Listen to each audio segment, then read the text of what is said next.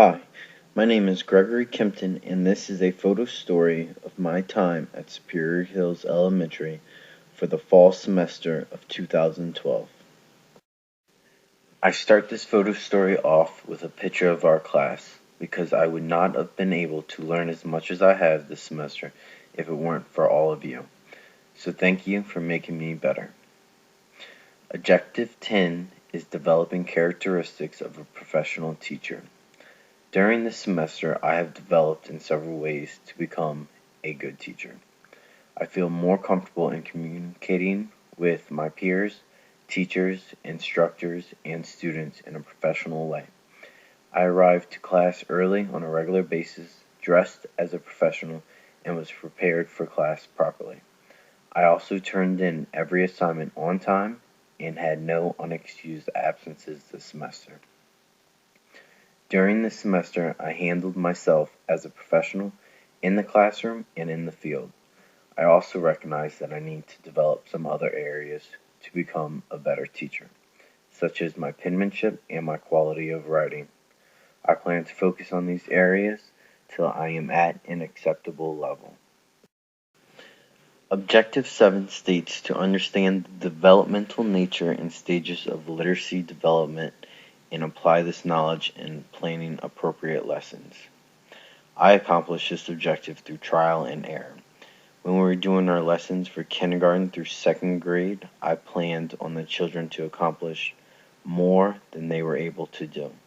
Through these experiences, I was able to learn what literacy stage each grade is on.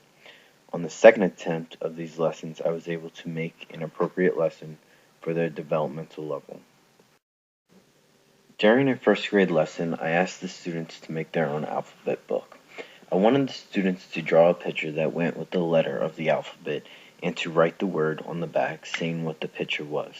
The students enjoyed the lesson, but struggled with creating a picture that went with the alphabet. The students' vocabulary level was too low to do a whole book by themselves. I reattempted the same lesson later that week with a few changes. One change was that the students worked together to complete one book. I also gave the students the opportunity to choose their letters. I was able to work with the students individually on spelling the word that went with their picture. The students were able to complete the book and share the letters they did to each other as we were putting them in order. The making of the alphabet book was my favorite lesson to teach. At the end of the second attempt of the lesson, the students were all smiles and proud of their work. As we were walking back to the classroom, the students were singing their ABCs and skipping. By better understanding what developmental stage they were at, I was able to make that a successful lesson. Objective 5 states to understand and use a variety of instructional management techniques, including approaches such as individualized learning, small group learning, and whole group instruction to meet diverse student and instructional needs. During this semester, I was able to observe Ms. Torres' classroom. While being in her classroom, I was able to participate in a variety of instructional techniques.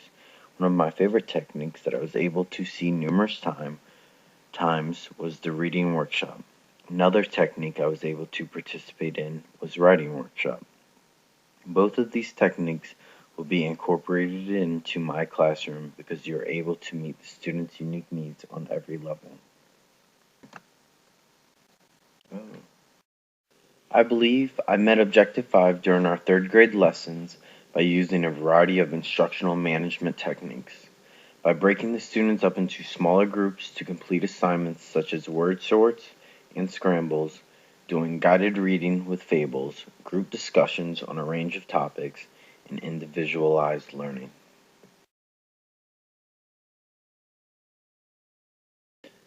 Objective 6 states to understand ways in which needs of a student vary.